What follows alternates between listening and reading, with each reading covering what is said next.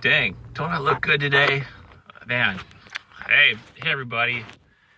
It's Bradley here, and it's the B log number 4. So for those of you who have been following my blogs, my B logs, they're kind of like sort of about almost nothing, but I'd like to kind of share with you a little bit about my life. Interesting. A lot has happened in my life over the last week. It was interesting. I got to go and play in a couple of groups. Let's see, I played the 16 Slavonic dances. That was a lot of fun, but I think I talked to you before then.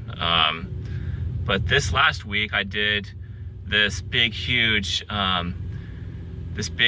like concert for like a bunch of like collegiate people, a bunch of doctorate people, but people with doctorates and master's degrees and other things. And it was really interesting, just seeing how many people have degrees and what degrees they have.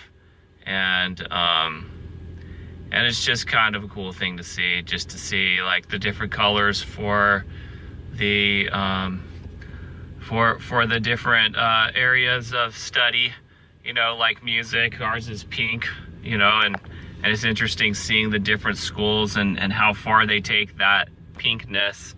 Like for instance, like one of our guys from the Eastman School of Music, his robe is like basically almost all pink. So it's like, hey, these guys take that pink to a new level.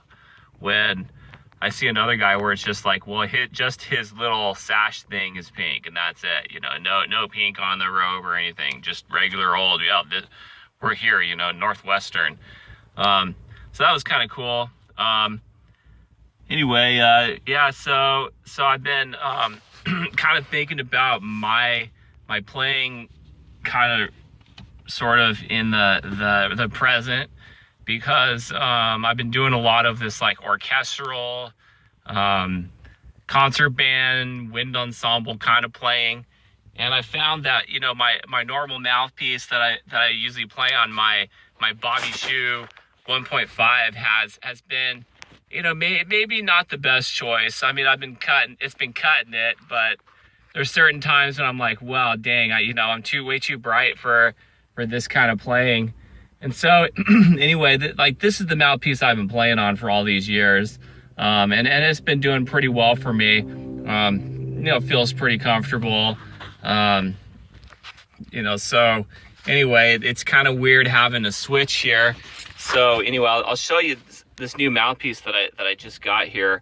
Looks like this.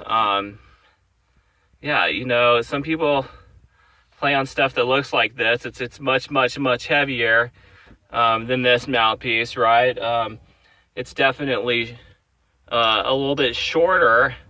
It's like, I don't know, maybe like that much shorter. So this kind of looks like a Monette, doesn't it? Monette mouthpieces kind of look like this, but Monettes don't have like this little notch right here. They don't have this little notch. It just goes straight up, right? So it's supposed to be like a Bach megatone mouthpiece, but I'm pretty sure Bach megatone mouthpieces are this long. This is like the regulation length for mouthpieces, and this is kind of like, some people believe that if you have a shorter mouthpiece and you pull out your tuning slide, it makes your trumpet play better. And I'm not sure if I agree with that. I haven't really tried it. Usually my B flat trumpet just plays pretty well in tune most of the way. But it's going to be interesting to try. This mouthpiece I picked off of Amazon for $7. It took about a month to get here, but I mean, look at it, it's pretty nice. Gold plated. I mean, I don't know a lot about plating, but I've had a lot of gold plated mouthpieces before. I mean, I've owned like probably 4 Monette mouthpieces, you know, and they pretty much are pretty close to looking about this quality. I mean, I haven't played a recent one. I haven't played a Monat mouthpiece in like about 10 years. I used to be all about them. You know, it's kind of dirty in the like, you can't really see, but there's like a little bit of like some gunk in it. I don't know if that's just like maybe some kind of residue from their plating process, but that makes me a little bit nervous. But it looks like it's pretty well machined. I mean, I don't know a lot about really how to machine mouthpieces. I've seen it done, you know, and everything's done with like a computerized lathe these days, you know, the CNC. So everything can be cut like laser precision.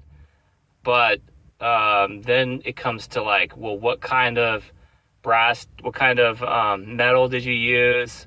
You know, I think this might be chrome versus brass, but like, does that make a difference? I don't know. Is chrome cheaper than brass? I don't know. You know, I don't know these kind of things. All I know is this mouthpiece was $7. This mouthpiece was, I think I paid about $80 for it. This is a Marcinkiewicz. This one's been pretty nice. I mean, it has some wear on it. I mean, like the silver's coming off. You know, I've played this mouthpiece pretty well. You know, I probably could have like maybe gone as far as like shining it every day, and maybe that might have helped it, you know, not wear as much, but it's hard to say. But this mouthpiece has been pretty good for me all these years. I'm going to try this one out. In fact, I'm going to a trumpet lesson right now, and we're working on some like some of that like legit trumpet solo stuff that you need to have a pretty big fat mouthpiece to play in order to play kind of like Wynton Marsalis. I mean, he plays on like 1B or something like that. I mean, he plays on his Monat version mouthpiece, but I know it's a pretty deep mouthpiece. So that's how he gets that big fat sound. You know, his upper register, you can still play like double G's and double A's and stuff, but they're a little thin, you know, they're not like ripping in like this mouthpiece would do if he was playing on it. But anyway, I'm looking forward to trying this out and just kind of seeing what it does.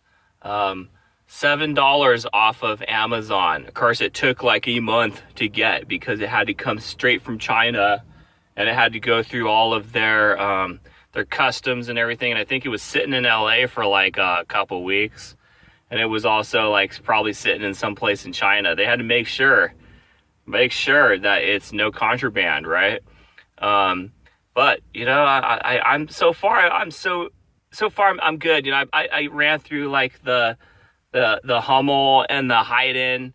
I played a few like really nice like flugelhorn solos, and it works really well. I'm pretty surprised. I mean, I'm not used to playing on such a deep mouthpiece, so my endurance is kind of I have to adjust to it, you know, so I can, you know, really like figure out how I can make those notes play for me in the upper register, for instance.